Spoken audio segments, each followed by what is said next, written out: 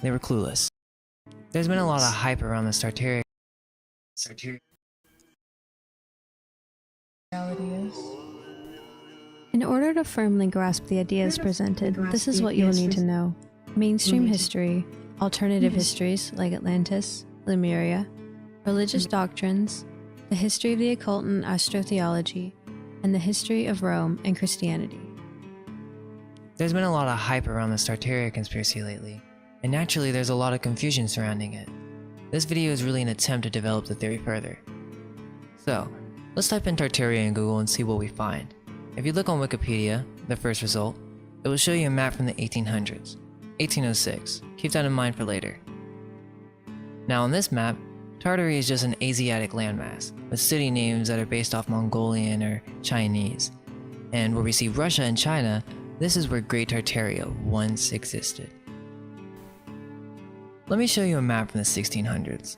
Let's notice how this is much different. We see Great Tartaria. And let's also notice the etymology change of all the cities. It's no longer a Mongolian empire, it's something else, maybe pre-Russian? Also notice this, California is an island? Very interesting.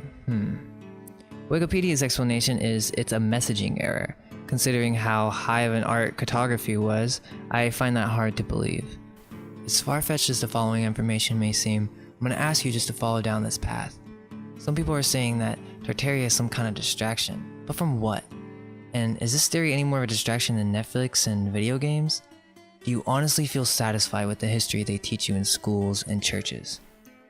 I understand that most of you are believers of evolution and Big Bang Theory, but let's just explore a very different alternative to conventional history. I don't know everything about the past. I wasn't there. Nobody was as far as we know. Science likes to think it has all the answers, yet scientists still can't tell us how consciousness came to be, the connection between consciousness and matter, and why the hell we're all here. My goal is just to get the message out there to those who are genuinely curious about what's going on in this life. It's an understatement to say that humanity is lost. It's been pointed out by many historians that humanity is much older than we have been told. It's possible that civilization goes back millions of years, and we could be in some kind of cycle. What's clear is, advanced civilizations did exist in the past. If the monuments don't convince you, consider the myths and legends about gods having to deliver culture-important knowledge. There are hundreds of books written on Atlantis because it was a real place. The first story we really hear of this is from Plato, and in Critias is telling Socrates a story. He says, "Look, Socrates, I got this crazy story that this wise sage named Solon told my great-grandfather, who was also named Critias. And my grandfather told me the story when I was 10. My grandfather started by saying how wise Solon was and that he was one of the wise 7 sages. And he, Grandfather Critias, was going to some poetry youth meetup. And there Solon, his teacher, is trying to tell a story about the greatest achievement that the Athenians ever did. But he says, and which ought to have been the most famous, but through the lapse of time and the destruction of the actors, it has not come down to us."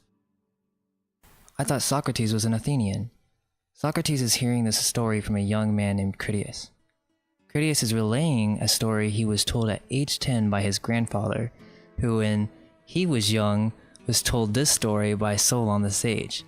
Confusing, right? Well, it's meant to be. So Solon is now starting the story saying basically, "Yes, we did something really great, but you don't know about it, young Critias, because these actors have been destroyed through a lapse of time." Okay, Solon continues telling Critias about a certain district in Egypt named Sais, and how they had a great connection with the Athenians at this time. So Solon was taking a trip there and he was received with great honor, and he started a conversation with the priest of Egypt on past human antiquity, or basically ancient history. Now it says that Solon and none of the other Hellenes had nothing to say on the matter, and I think when Plato was writing this he was implying that the priest didn't really want to talk about it that much. They were just listening to see what they knew, and at the end of the conversation, they didn't know anything, the Hellenes. They were clueless. So it goes on to say that on another occasion, Solon asked the priest again. And here is what I'm trying to show you guys. Solon was trying to pester the priest. It was like trying to show the priest his outstanding knowledge so the priest would talk about what they knew. Why? Because Solon knew that the Egyptians' priests were much, much wiser. So Solon tried to impress them, talking about his knowledge of Pharaonius, who is called the first man, and about Niobe. Now I'm going to take a little break here because I want to show you something. What does this have to do with Tartaria? Well, let's look up Pheronius and look up Niobe. This is basic Greek mythology, just the old gods, right? Let me remind you what we're talking about here. Solon is trying to tell the priest of Egypt, hey, this is my esoteric knowledge and how it pertains to ancient history. Plato is literally showing you in play format that Solon was one of the sages of the Greeks who knew the secrets of their mythology and how it pertains to ancient cultures. Niobe was the daughter of Tantalus, and according to Wikipedia, Tantalus was a Greek mythological figure most famous for his eternal punishment in Tartarus. I'm going to tell you what the secret of Pheronius and Niobe is, but let's take this one step at a time. Let's continue. So Solon tells the priest, yeah, look, here's the secrets of Pheronius and Niobe. And the Egyptian priest says, O Solon, Solon, you Hellenes are never anything but children, and there is not an old man among you. Solon in return asked him what he meant. I meant to say, he replied, that in mine you are all young. There is no old opinion handed among you by ancient tradition, nor any science which is hoary with age, and I will tell you why.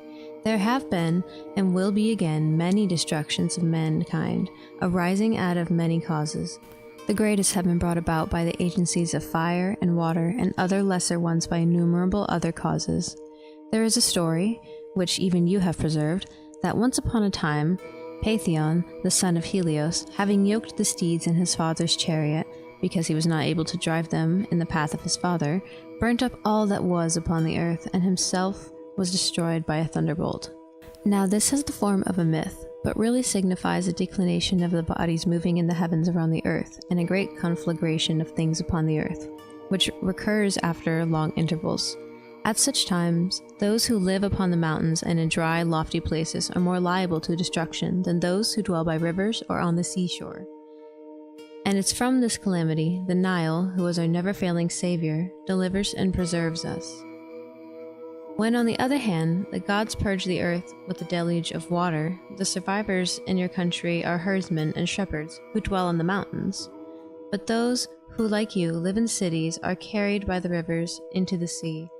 Whereas in this land, neither then nor at any time does the water come down from above on the fields, having always a tendency to come up from below, for which reason traditions have preserved here are the most ancient.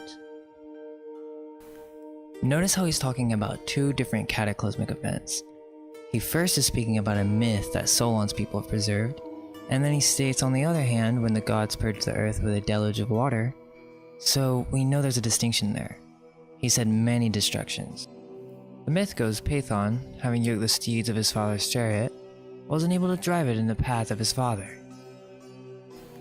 Could this mean that once Tartaria became a global empire and its motives didn't follow the same path as its predecessor Atlantis?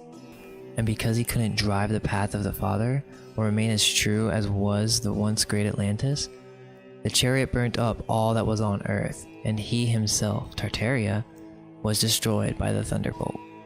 Could it be that Atlantis was destroyed because of natural progression through the ages, and perhaps Tartaria was destroyed for its evil motives, or its evil takeover? After the flood of Atlantis, this great nation tried to recreate Atlantis once again, only that it must have been forced so the civilization fell in cataclysm. The priest is saying, look, here, this tradition goes way back, and everything we know and all the science that we practice are ancient, very ancient. We preserved our sciences. He called the Greeks children, saying there was not one man among you, and remember, this is Plato, where we get all our sciences from. Now the priest said, the people who live on the mountains in dry and loft places were more liable to destruction when referring to Solon's myth. This is a very key factor. Okay, so that's the first understanding. There was an ancient advanced civilization in the past, and it was destroyed by water, and this is Atlantis. This is what we call pre-Diluvian, or pre-flood era. I want to start this off by just making sense of our timeline. If you're new to this stuff, then bear with me please, because I'm just going to explore out of our conventional timeline here. So we need to use certain terms and cultures to help us understand where we are before I can really make my final thesis. So we have this Egyptian priest, and he's talking about a pre-Diluvian age. So what was Solon talking about with the secrets of Pheronius and Niobe and how it relates to antiquity? While researching for this thesis, I had an inkling to look up the Gaelic etymology for Tartar. Let's see what it says. Gaelic, Tartar, a great noise of confusion, that which is noisy, bustle, uproar, confusion. A Tartarian is a slang, bad word for a thief. Then get this, it also says that the word is often accounted for by the story of an Irish soldier who in some eastern battle had called out that he had caught a Tartar, or a thief. This brings me to the Irish origins of civilization. We're told by authorized history that human civilization migrated east to west, but in this theory, a group from Atlantis survived and preserved the knowledge. Whether they knew the flood was coming, who knows for certain, but they landed in Ireland, and here somehow they survived. It's possible that this is the beginning of what we know as civilization, instead of east to west.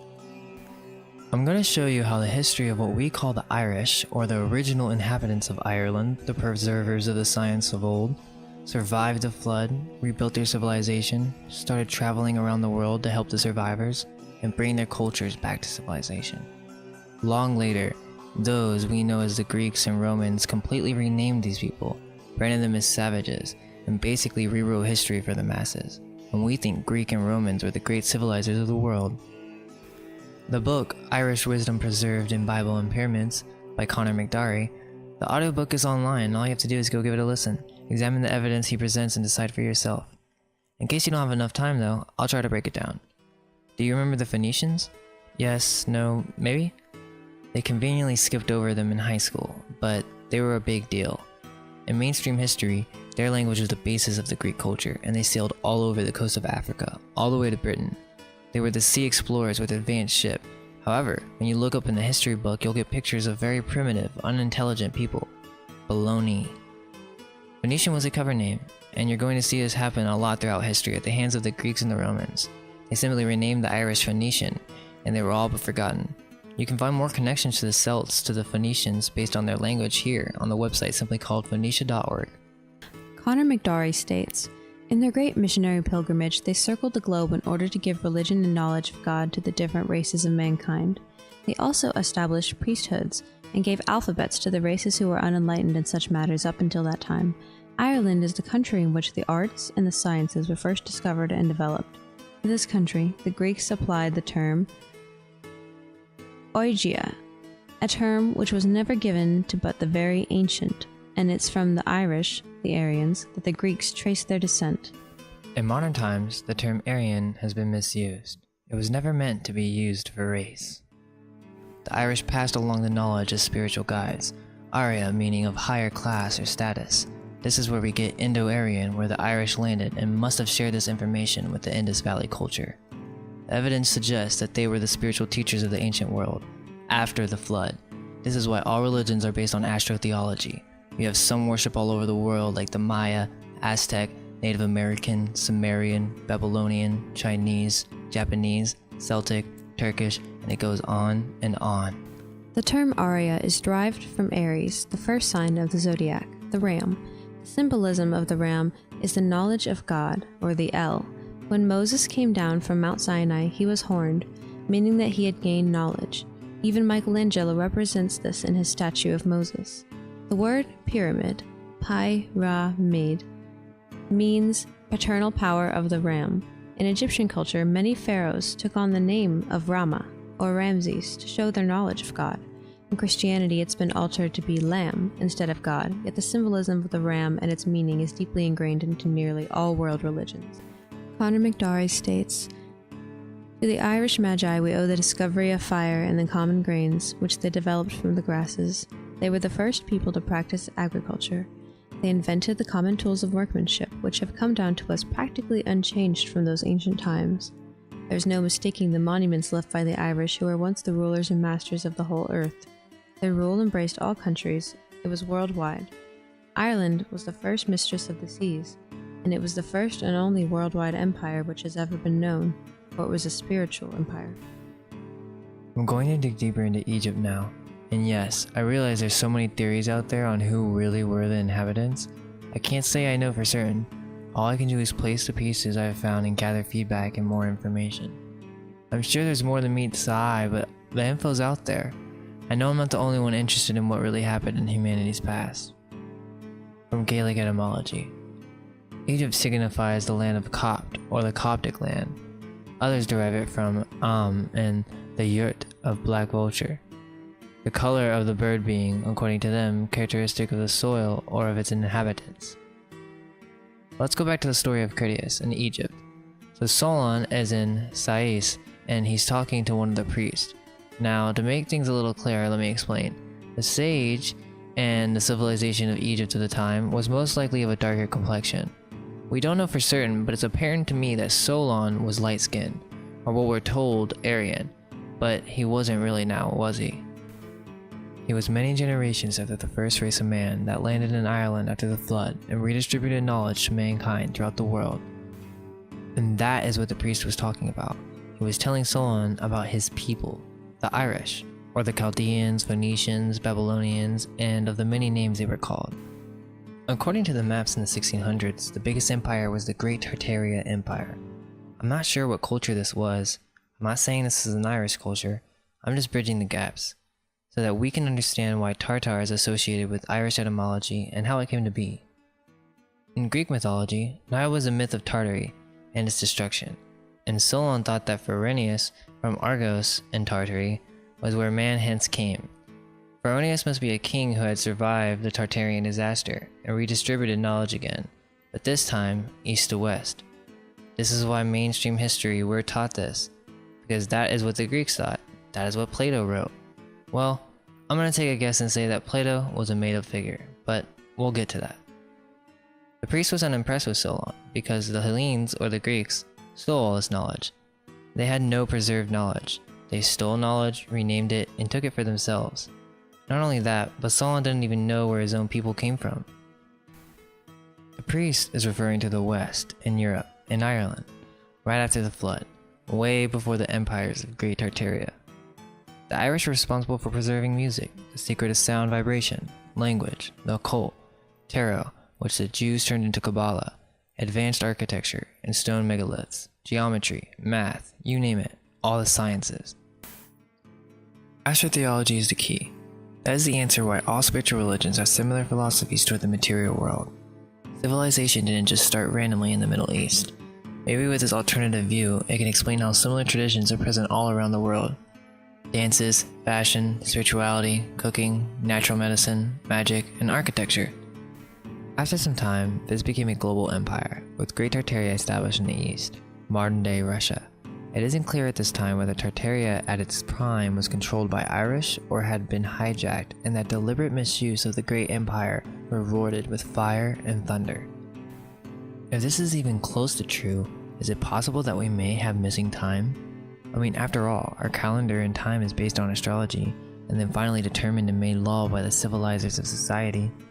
It's really not crazy to assume that time has been constructed by these officials that took over the old empire, and I'm talking after flood. There's so much confusion because there's been multiple cataclysms on this earth, and that has been forgotten by the human race. I'm not talking floods, I'm talking earthquakes and things falling from the sky and who knows what else.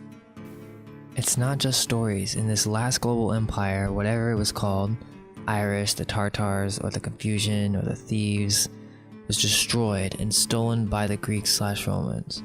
And they conquered and cursed these nations forever by destroying their lands and rewriting their etymology. The word phony being derived from Phoenician is just one example.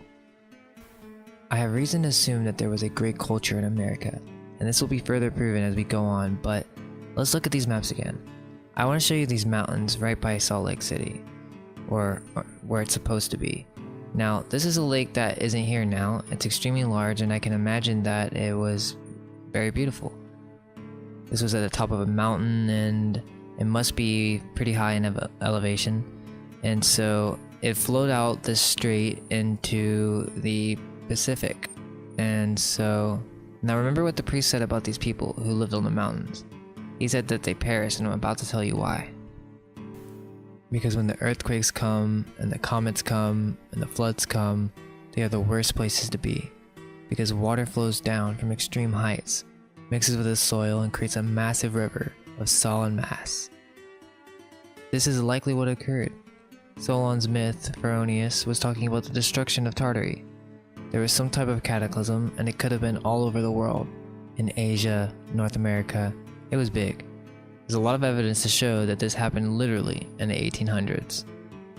I know it sounds crazy, but what I'm about to say is insane, but trust me and I'll walk you through it. To make it short, Tartary was destroyed somewhere between 300-400 years ago. It could be longer, shorter, I don't know. But it was through some world-breaking event that caused earthquakes, mud floods all over the world, and this was due to some comet that was summoned through black magic by some evil group. This shook the world up, and people were down and distraught. And remember, this is not the flood of the Bible, this is after. And that is why this theory is so important right now. We truly need to be questioning who we are, what happened in our history, and what's going on here. Well, let's start with the Romans and the Jews. And please, if you're Roman or Jewish, don't take offense to this. I know for a fact that, nowadays, everybody has a really good heart, and it's kind of hard to really just terminalize it with just one word, but I'm sure you've done your research, and when we look into history and history gets dark, no other culture or race has been kicked out of more countries than the Jews from the history that we've been handed down. And there's a really dark history here, guys, and I can't really go into it in this channel, but it does explain so much. The Jews took the knowledge of the Irish, and they basically were a cult of the original knowledge of the Druids. That's the Kabbalah. It's the original tarot and the symbols that came from the Aryan priest of the global world empire after the flood. They took this knowledge, started practicing dark black magic, and basically through sacrifice and horrible religious ideologies, the ancient Jews warped and perverted the knowledge of the Irish. Now I don't know if black magic was used in the destruction of Tartary or not, but you tell me what happened. Tartaria could have been filled with peaceful people, because after the fight, they could have been easily subdued by the Roman soldiers. The Romans were the true Tartarians. They were the thieves. What we know as Tartaria is but a lie. The Romans and the Greeks named it using the language of the Gauls. Why? Well, we need to look into an important figure known as Josephus and how he influenced Rome. On Wikipedia, if you search Flavius Josephus, it says, during the First Jewish-Roman War, the Romans were battling the Jewish forces in Galilee. Now, Galilee is just one connection, even though it is in Israel. However, let's just reestablish this connection. So, what's happening? Before Christianity had begun, the Romans had their last and longest battle with the Druids. Well, the Druids were the Jews who hijacked the teachings of the Gomerites and stole it for their own perverted ways, became corrupt, and started sacrificing. That is why we hear about this happening in Carthage and Rome to please Jupiter. And this gets dark, but let's go on. The Gomerites were the Irish people, and this must have happened long after Tartary had been destroyed. So what is going on? All this knowledge that we have is just knowledge from the age after the catastrophe of Tartary, or the story of Tantalus, the father of Niobe. But here's the key to understanding this whole conspiracy. This was not Atlantis. I'm proving this through Plato. Plato could have been made up. It's entirely possible that the Greco-Roman civilizations never existed, and whatever empire was the culprit behind the deliberate destruction of Tartaria, or if it was just an accident. But whatever happened, someone rewrote history after this happened. History is always written by the winners. When two cultures clash, the loser is obliterated, and the winner writes the history books. Books which glorify their own cause and disparage the conquered foe. As Napoleon once said, "What is history but a fable agreed upon?" Dan Brown, The Da Vinci Code. Let's recap. There was a flood, a deluge. The whole world went dark and was lost. The Irish civilization were the ones who preserved the knowledge from Atlantis. They distributed it throughout the world, and there was a worldwide global civilization. This is when Tartary existed. A group or empire or cult or whatever you want to call it, Rome, came to power through evil, black magic, with a plan to create a new world order. Cataclysm strikes all over the world. The greatest of all empires is destroyed, Great Tartaria, in which the Greeks wrote myths about. This evil group rises, takes over, history is rewritten, and all ancient history is systematically erased by these power-hungry peoples, whoever they were. All the remaining empires and people were forced to join or be killed. This gives me a better position to assert more theories. Now, if this is so, we need to establish some sort of timeline, because what's going on? The first clue is in old 1600 maps. There's an I before the 600. Once you look into that, and then you look at the records of the Dust East India Company, they have the same thing. The best way I can explain this whole thing is that the 1600 ones are Spanish or European. They are all made from the European Union. And where did they get their source maps? Okay, I'm going to get theoretical, but I feel as if I have to start somewhere with really figuring out what happened. What we know is the Renaissance, the European Union forming after Rome from Germany and then to Spain, Britain, etc. It's a fabrication. It's well known these days that Shakespeare was just a character. How much more of our history is full of these fictional personas? And shoot, if he isn't real, then maybe we should all just stop acting like we know it all, because with all these unsolved mysteries in the world, it really goes to show how little we understand. Before Tartary was destroyed, remember, I said global. So they were in Europe, and that's why you see crazy architecture that all looks similar with unique varieties, but it's all the same idea, all over Asia and Europe and North America. All we know is the Greeks or Romans, if they even existed, were a people who walked into the cities of a once great nation, and tried to scramble what they could from the remainders, and dominated the remaining victims of the cataclysm. One question that bothers me, and I would appreciate any input or ideas, is why were the remaining survivors of this great empire not be able to strike back? They must have been targeted, or something beyond belief happened that we can't really understand today with our modern minds. Now in part 2, I'm going to go in what happened with North America. Was there a great empire where the Grand Canyon was located? More proof for the mud flood with buildings underground and strange architectures in big cities. I know that was a lot of info, but we really felt compelled to try and bridge this Tartaria mystery with astrotheology and the story of Irish civilization. There's still a lot of interesting stuff that we didn't have time to mention, so stay tuned for more videos. Like and subscribe if you feel inclined. Until next time. Release all that you think of as true. Relax the mind and ask the question, do I truly understand what this reality is?